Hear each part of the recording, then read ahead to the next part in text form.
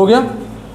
अच्छा, तो अगर आई होप कि पहले तुम लोग कल की क्लास रिवाइज की होगी, सभी लोग किए हो? बोलो यार, मुंह से बोला करो ना।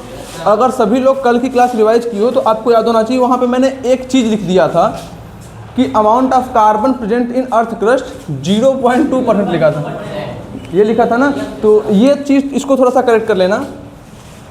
ये फैक्चुअल डाटा था, भूल गया था, रटने वाली चीज़ थी। आपको इसको लर्न ही करना है। ये बड़े कंपटीशन में तो नहीं आता, बट जैसे आप लोग NDA, SSC वगैरह, रेलवे वगैरह में जाते हो तो वहाँ पे पूछ सकता है। तो आपको इसमें ये याद रखना है कि 0.2% नहीं होता, 0.02% होता है। मैंने लिखने में थोड़ा सा गलती कर दी थी, पढ़ा था किताब में, किसी बुक को मैं भी प्रीफर करता हूँ, बुक में पढ़ा था बट वो दिमाग से निकल गया, मैंने यहाँ पे ये लिख दिया, ठीक है, जो भी था। तो करेक्ट जो करवा रहा हूँ उसको ध्यान से देख लो। ये 0.02% होता है, कितना होता है?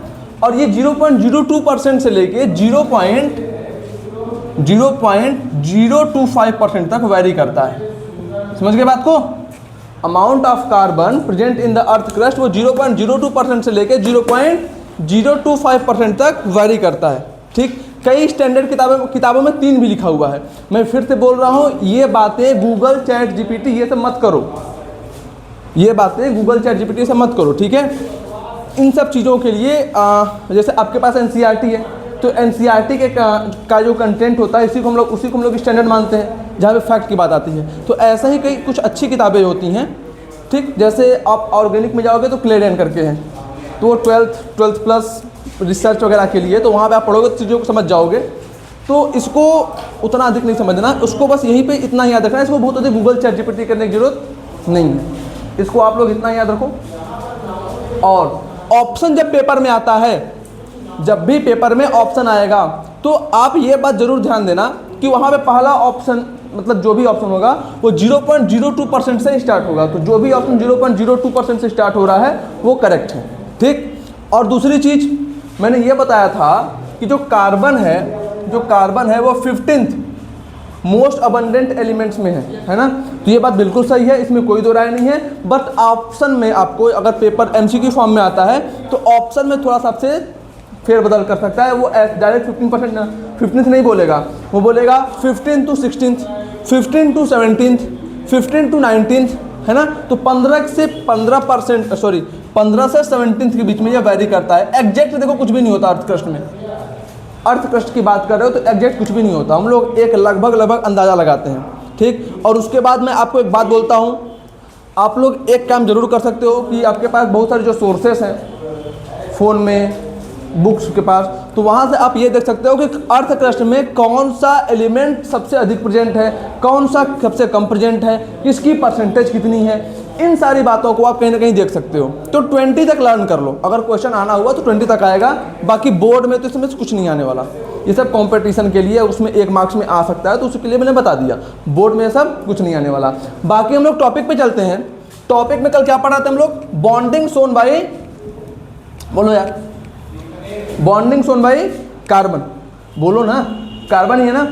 तो हम लोग पहले ये समझ लिए थे कि जो हमारा NaCl है इसके बीच में कौन सा बॉन्ड है? Ionic bond. तो सर आपको कार्बन की बॉन्डिंग बतानी थी बट आप बताने लगे आयोनिक बॉन्ड। इसका मतलब क्या है? इसके पीछे का सिंपल सा ये मतलब है कि कहीं ना कहीं आपको कितने टाइप के बॉन्ड होते हैं, कौन से बॉन्ड होते हैं, अगर आपको आयोनिक बॉन्ड के बारे में पता नहीं है तो कोवेलेंट बॉन्ड को बताने का मतलब ही नहीं है। तो आयोनिक बॉन्ड क्या हो गया, समझ में आ गया कि एक बंदा इलेक्ट्रॉन लूज कर रहा है, दूसरा बंदा इलेक्ट्रॉन गेन कर रहा है। अब देखो प्रॉब्लम क्या थी, प्रॉब्लम ये थी कि चलो मैं आता हूँ किस पे, ऑक्सीजन पे आता हूँ। किस पे आता हूँ? ऑक्सीजन। कोई बताएगा इसका एटॉमिक नंबर कितना है? बोलो, कोई दिक्कत नहीं, बोलो। 8। कितना है? 8। अब बताओ इसका एटॉमिक नंबर हो गया 8। मैं लिखता हूँ उसका कॉन्फ़िगरेशन KLM। N तक जाने की जरूरत ही नहीं है, इतने में ही काम हो जाएगा। K में कितने? 2। L में कितने? 6। तो अब ऑक्सीजन क्या चाहेगा? ऑक्सीजन ये चाहेगा तो 2 मेरे को मिल जाए, या तो 2 मेरे को मिल जाए या 6 लूज कर दें, ठीक। तो इसके लिए बेटर ऑप्शन क्या है? 2 गेन करना। तो जैसे ये 2 इलेक्ट्रॉन गेन करता है, 2 इलेक्ट्रॉन गेन करता है, तो ये क्या हो जाएगा? 8 हो जाएगा, और ये 2 का 2 रह जाएगा। अब ये क्या हो जाएगा? O। इसमें कितना नेगेटिव चार्ज? 2 इलेक्ट्रॉन गेन किया है ना, तो इसके ऊपर 2 नेगेटिव चार्ज। समझ पा रहे हो बात को? 2 इलेक्ट्रॉन गेन किया है, इसके वजह से इसके ऊपर 2। कोई डाउट है? कोई समस्या? अच्छा, अब एक बात ध्यान देना, एक बात ध्यान देना, प्रोटॉन्स के पास अभी भी कितने हैं? प्रोटॉन तो उसके पास 8 हैं, 8 प्रोटॉन। क्यों? सही बात है। इलेक्ट्रॉन कितने हो गए? 10। इलेक्ट्रॉन कितने हो गए? चलो अब इसको प्रॉपरली समझते चलो। मैं धीरे धीरे चीज़ों को रिलेट करवाऊंगा, आप लोग धीरे धीरे समझना शुरू करो और एकदम आराम से हम लोग कार्बन पे पहुंच जाएंगे। अब मुझे ये बताओ, जब तक इसका एटॉमिक नंबर 8 था, मतलब इसके पास 8 प्रोटॉन थे, जब तक इसके पास 8 प्रोटॉन और 8 इलेक्ट्रॉन थे, जब तक इसके पास 8 प्रोटॉन और 8 इलेक्ट्रॉन थे, इसका मतलब क्या समझ रहे हो? प्रोटॉन और इलेक्ट्रॉन में अट्रैक्शन हो रहा होगा कि नहीं? टग ऑफ वॉर से रिलेट करो, प्रोटॉन और इलेक्ट्रॉन आपस में एक दूसरे को अट्रैक्ट कर रहे होंगे कि नहीं? पक्की बात कर रहे होंगे। यहाँ तक क्या था कि 8 प्रोटॉन 8 इलेक्ट्रॉन को अट्रैक्ट कर रहे थे, यानी कि नेट फोर्स कितना हो गया? 0। नेट फोर्स कितना हो गया? अभी के लिए इमेजिन करो, ठीक। नेट फोर्स 0 मत कहो, मतलब ये बोलो कि भी 8 प्रोटॉन 8 इलेक्ट्रॉन को अट्रैक्ट कर रहे हैं। प्रोटॉन पे कितना चार्ज होता है? 1.6 × 10⁻⁻19 कूलम, प्लस का इलेक्ट्रॉन पे -1.6 × 10⁻⁻19 कूलम। यानी कि जिस फोर्स से प्रोटॉन इलेक्ट्रॉन को अट्रैक्ट कर रहा होगा, उसी फोर्स से इलेक्ट्रॉन भी प्रोटॉन को अट्रैक्ट कर रहा होगा। सिंपल सी बात है। लेकिन अब यहाँ पे क्या हो गया? यहाँ पे क्या हो गया?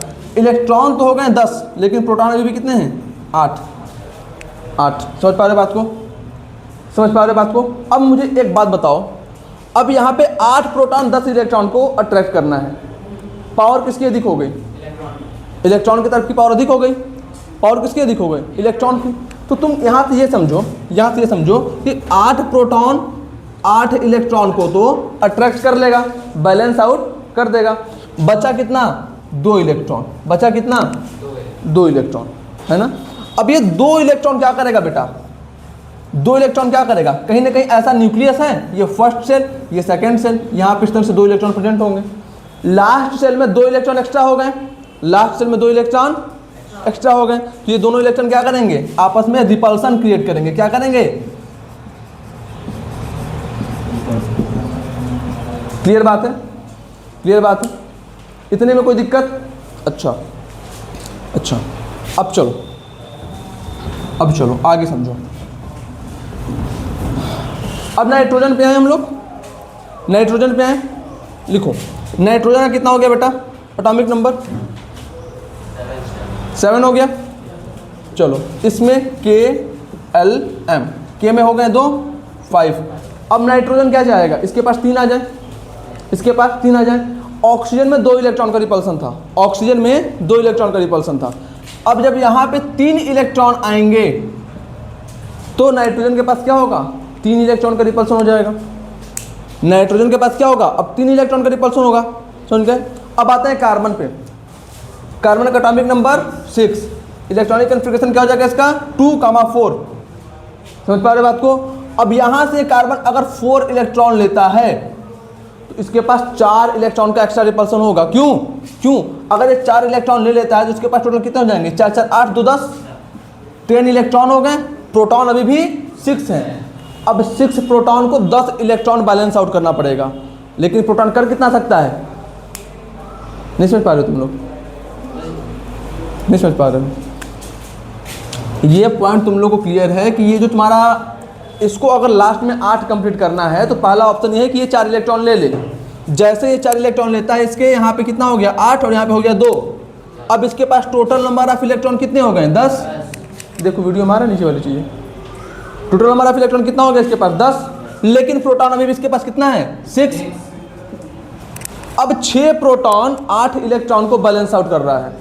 तो 6 प्रोटॉन कितने इलेक्ट्रॉन को बैलेंस आउट कर सकता है? बोलो, 6 को ही कर सकता है ना। अरे भाई, प्रोटॉन पे चार्ज होता है प्लस का 1.6 × 10⁻⁻19 और इलेक्ट्रॉन पे जो चार्ज होता है माइनस का 1.6 × 10⁻⁻19। यही होता है ना।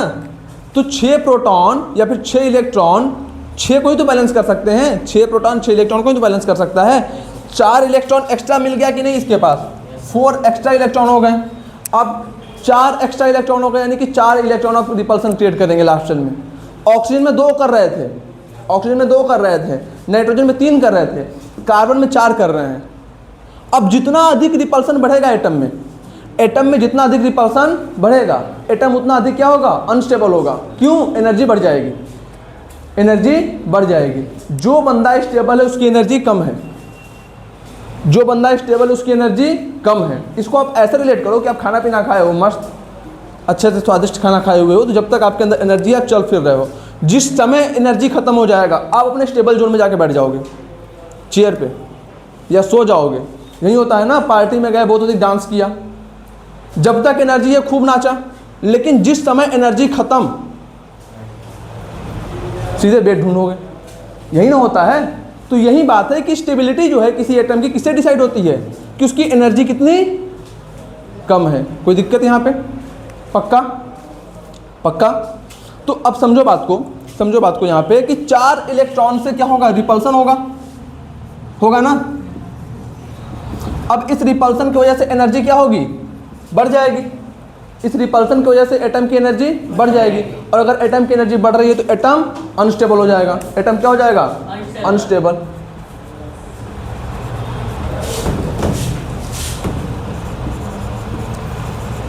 तो क्या ये बात आप समझ पाए कि कार्बन 4 इलेक्ट्रॉन को गेन क्यों नहीं कर सकता?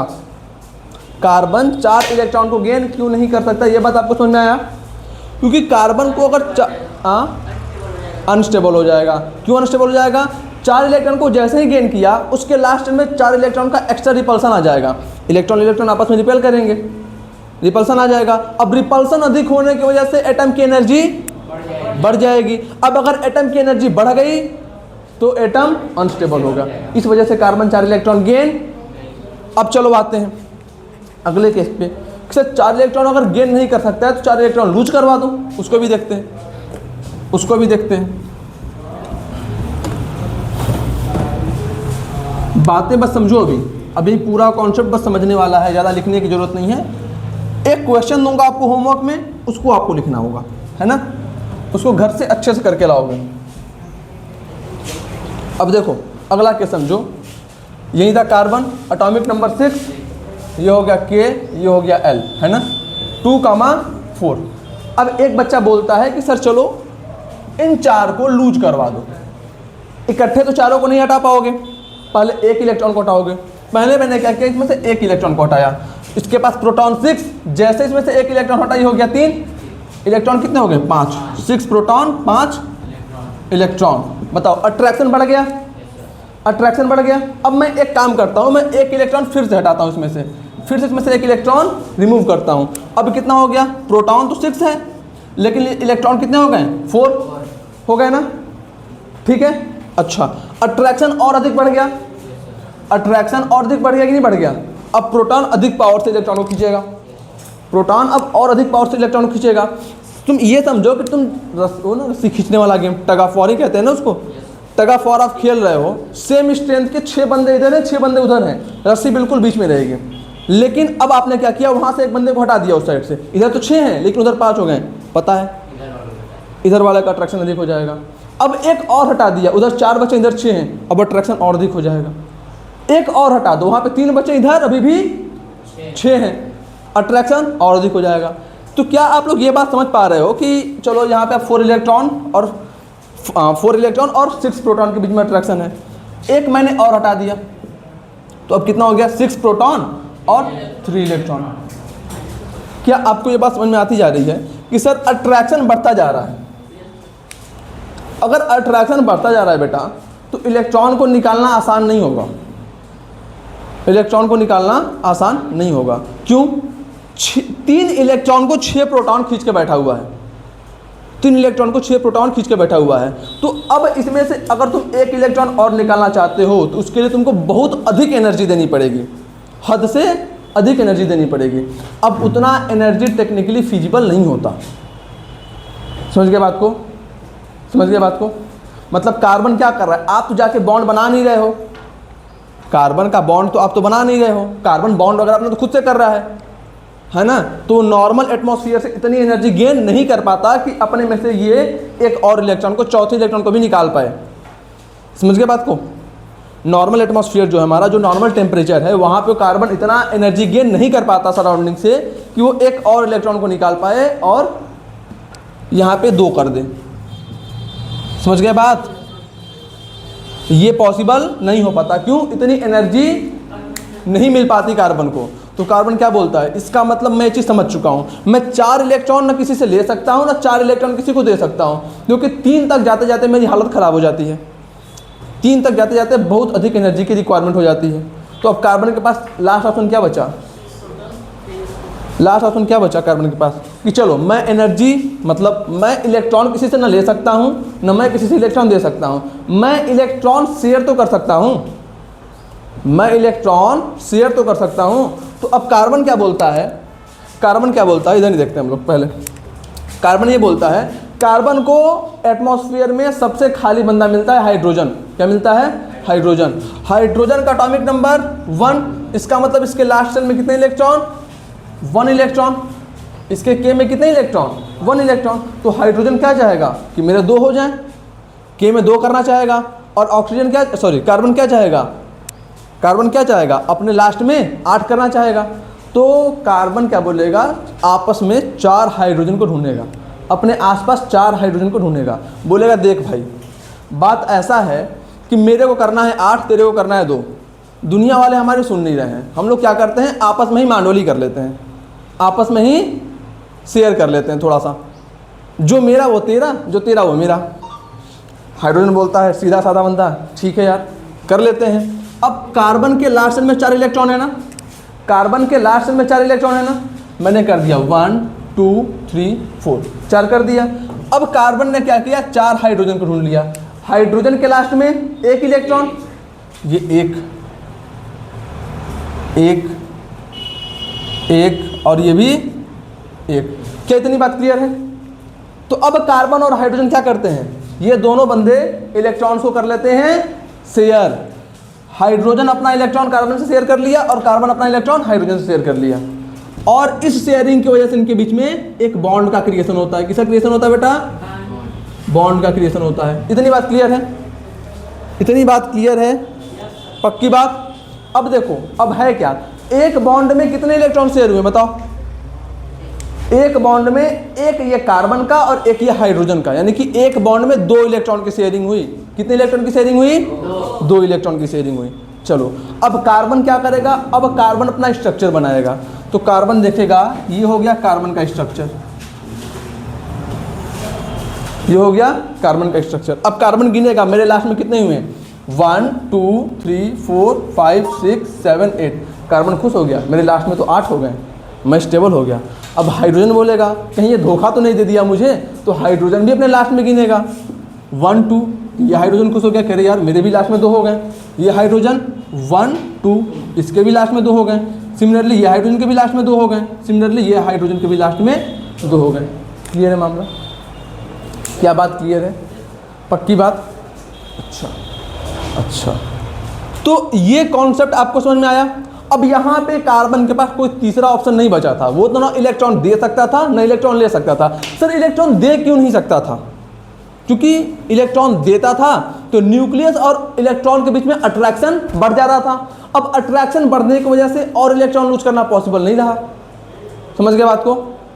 पक्की बात? नहीं समझे?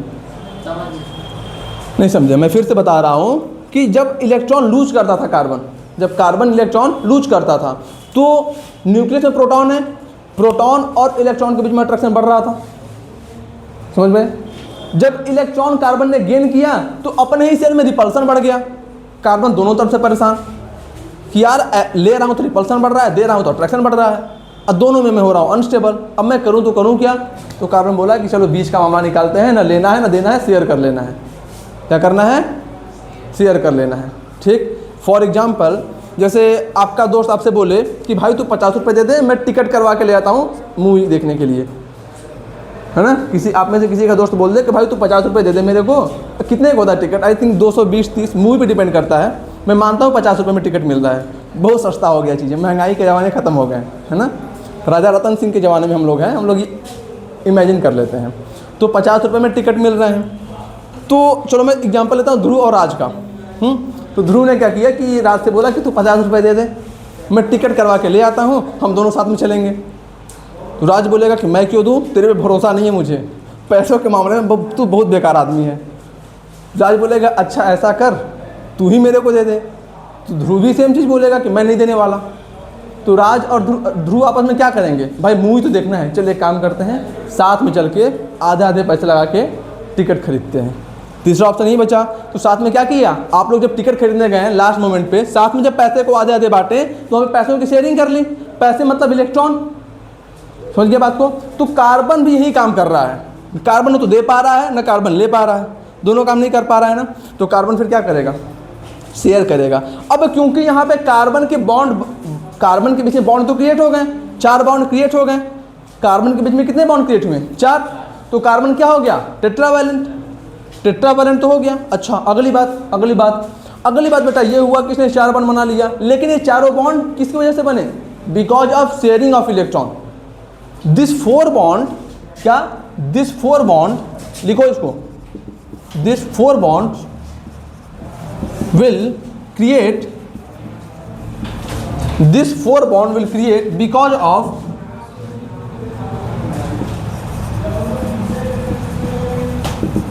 sharing of electrons. इलेक्ट्रॉन्स के शेयरिंग की वजह से 4 बॉन्ड क्रिएट हुए, है ना। तो देखो आयनिक बॉन्ड में क्या था कि वो बॉन्ड जो इलेक्ट्रॉन के ट्रांसफर की वजह से होते थे उसको आयनिक बॉन्ड कहते थे। सिमिलरली वो बॉन्ड जो इलेक्ट्रॉन के शेयरिंग की वजह से बनते हैं उनको हम लोग क्या बोलते हैं, कोवलेंट बॉन्ड। क्या बोलते हैं, कोवलेंट बॉन्ड। तो क्या आपको यह बात क्लियर हुआ कि कार्बन कोवलेंट बॉन्ड क्यों बनाता है, बोलो, क्या आप सभी को यह बात क्लियर हुआ कि कार्बन कोवलेंट बॉन्ड क्यों बनाता है। क्योंकि कार्बन टेक्निकली इतना फिजिबल नहीं है कि या तो 4 इलेक्ट्रॉन ले सके या 4 इलेक्ट्रॉन लूज कर सके।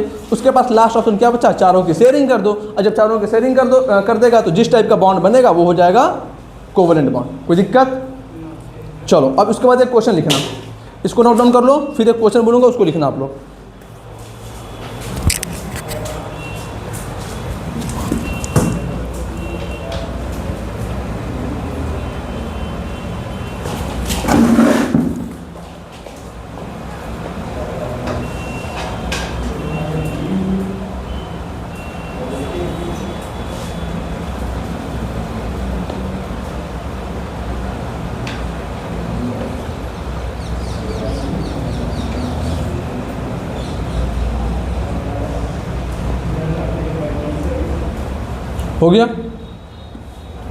हो गया।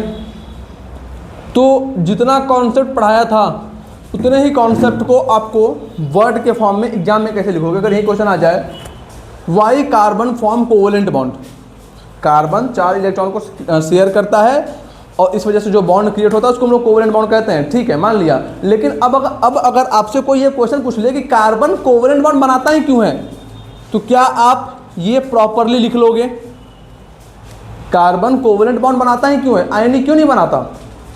अब हालांकि ऐसी बात नहीं है, ऑर्गेनोमेटेलिक कंपाउंड भी होते हैं, आयनिक कैरेक्टर भी होते हैं उन पे मैं नहीं जा रहा हूँ। आपके 10th लेवल पे मैं सीधे पूछ रहा हूँ, अगर आपके 10th के एग्जाम में ऐसा क्वेश्चन आ जाए कि कार्बन आयनिक बॉन्ड क्यों नहीं बना रहा, तो क्या आप लोग उसको लिख लोगे। जो समझाया था वैसे ही आपको लिख के लाना है। 5 मार्क्स के लिए मैं क्वेश्चन दे रहा हूँ, ये क्वेश्चन 5 मार्क्स के लिए दे रहा हूँ। 5 मार्क्स में आपको कैसे लिखना है, आपको घर से करके लाना है इसको, और कल दिखाओगे आप लोग। ठीक है, वाई कार्बन लिख लो question, why carbon form covalent bond.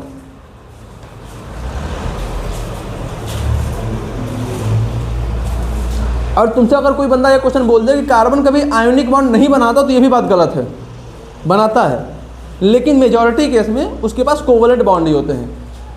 समझ गए बात को, ठीक है, पक्का, ठीक। और कोवलेंट बॉन्ड होता क्या है ये भी समझ चुके हो। एक बच्चों की कॉपी चेक करूंगा कल, ध्यान देना, ये आंसर जरूर मिलना चाहिए मुझे, ठीक है। अच्छा, अब एक पॉइंट लिखो, पॉइंट ये है जनरली नॉन मेटल्स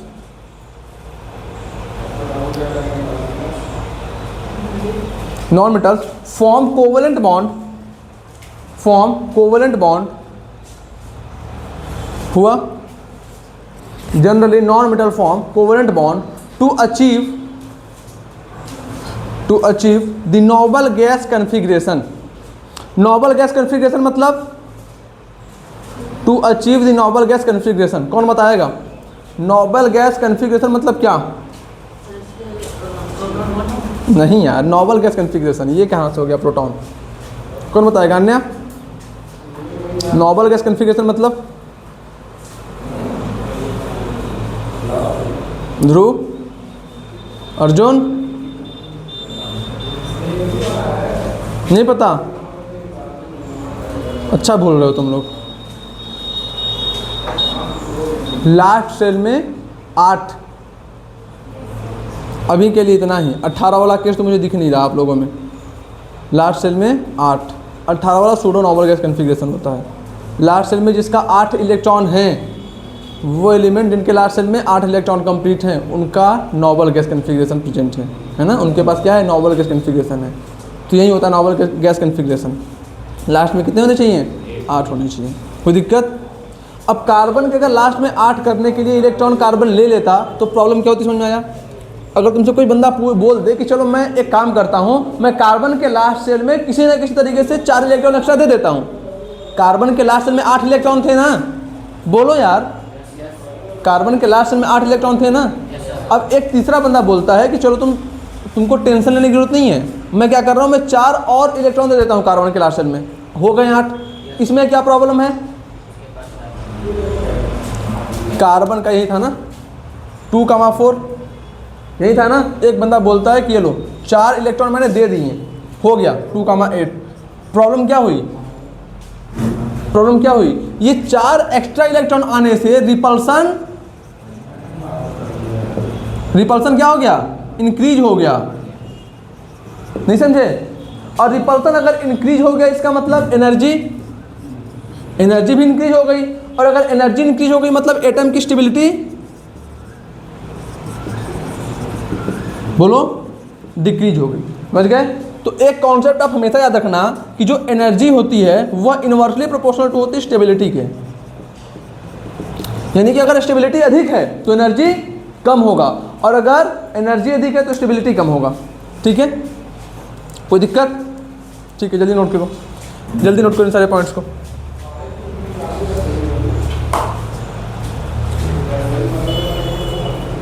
हो गया?